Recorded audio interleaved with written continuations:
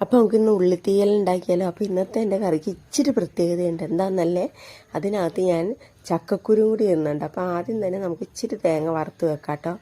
ചക്കക്കുരു ഞാൻ വേവിച്ച് വെച്ചു, ഓൾറെഡി ചക്കക്കുരു ആദ്യം തന്നെ വേവിച്ച് വെച്ചതുകൊണ്ട് ആ പണിയില്ല. അപ്പോൾ ഇനി തേങ്ങ വറുക്കാം.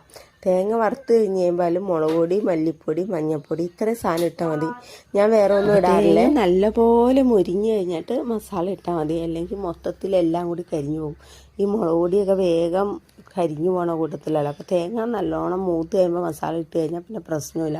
അപ്പോൾ ഞാൻ പുളി കുറച്ചെടുത്തിട്ട് വെള്ളത്തിലിട്ട് വെച്ചിട്ടുണ്ട്. നമുക്ക് സാധാ തീയിൽ വെക്കുമ്പോൾ പുളി വേണമല്ലോ. അപ്പോൾ പുളി കുതിരാൻ നേരത്തെ തന്നെ വെള്ളത്തിലിട്ട് വെച്ചേക്കണതുകൊണ്ട് ആ പണിയും കഴിഞ്ഞ്.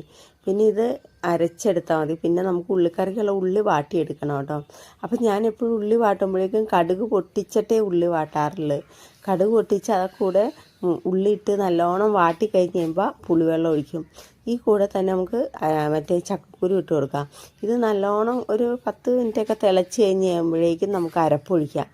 അരപ്പൊഴിച്ച് കഴിഞ്ഞ് കുറച്ച് നേരം തിളച്ചാൽ മതി. അത് കഴിഞ്ഞ് നമുക്ക് കടുക് പൊട്ടിക്കണ്ടായി. ഓൾറെഡി നമ്മൾ ആദ്യം കടുക് പൊട്ടിച്ചുകൊണ്ട് നമ്മുടെ പണി കഴിഞ്ഞപ്പോൾ നമ്മുടെ ഉള്ളിത്തീയൽ വേഗം റെഡി ആവും. സാധാ ഉള്ളിത്തീയൽ വെക്കണ പോലെ തന്നെ വെക്കണം, വേറെ വ്യത്യാസങ്ങളൊന്നുമില്ല. നമ്മളിതിൽ ചക്കക്കുരു ചേർത്തെന്ന് മാത്രമേ ഉള്ളൂ.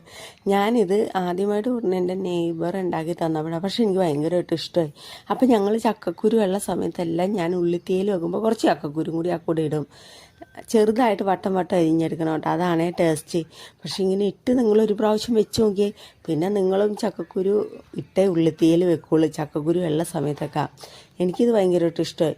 അപ്പം നമ്മൾ സാധാ ഉള്ളി മാത്രം ആകുമ്പോഴേനേക്കാളും ആ ചക്കക്കുരു കൂടി കടിക്കാൻ കിട്ടുമ്പോൾ നല്ല ടേസ്റ്റാണ്.